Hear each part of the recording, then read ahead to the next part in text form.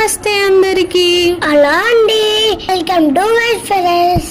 Richie aunty వాళ్ళందరూ ఏం చేస్తానులే? కూరగాయలు కుచ్చుతాళ్ళు. ఎందుకు? వినాయకునికి వేయడానికి. వినాయకునికి వేస్తారా?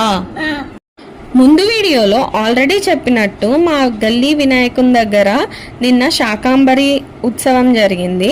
దానికోసం మా వాడలో ఉన్న వాళ్ళందరూ గ్యాదర్ అయ్యి డిఫరెంట్గా బ్యాచెస్గా డివైడ్ అయిపోయి మరీ పనిచేసిండ్రు.